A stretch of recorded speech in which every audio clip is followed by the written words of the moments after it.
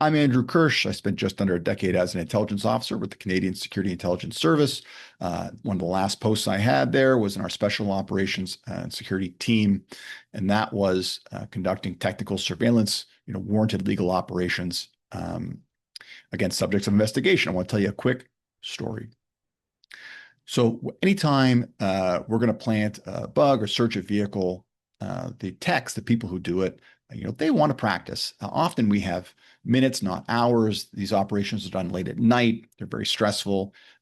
So obviously the techs, they want to get as much practice in as real world a scenario as they possibly can. So they task me, the special operations security component, to go out and procure them a survey vehicle, something that they can practice on that's close to the same make and model as the vehicle they're going to be targeting. So, we're the Canadian government. We have no money. We have no budget for this. My job is to go out and try to find a car, either through someone we know at work, maybe rent it if we get lucky. But often it's going to car dealerships, people selling them on Kijiji and trying to get a car for the people to practice on. And I said, we have no budget. So I remember one time I went to a used car dealership and I told them, I said, look, my name is Andrew. I'm here from CSIS. I need to borrow that car. I can leave you no paperwork. I have no money for this. You can never tell anybody that I was here. I need to borrow that car and I will have it back to you in a week. I promise.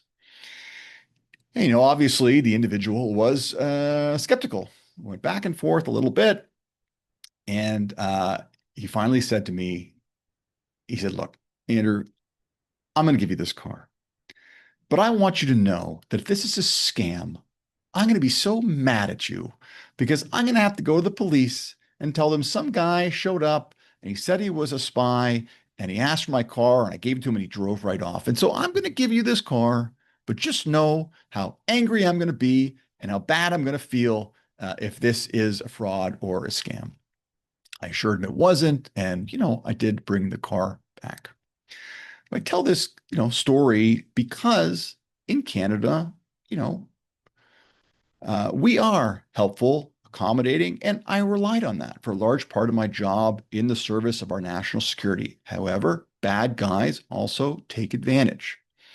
When we talk about insider threat, insider risk, insider's threat is where people with legitimate access or authority to information or places, and where that access is exploited or taken advantage of, either by the individual themselves or by others who manipulate them into giving them that access.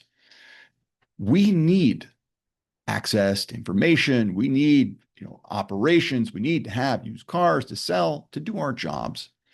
And with that access comes a responsibility to protect that access, to protect those things. Now, this person did, we went through some vetting. They were comfortable I was who I said I was before they handed it over.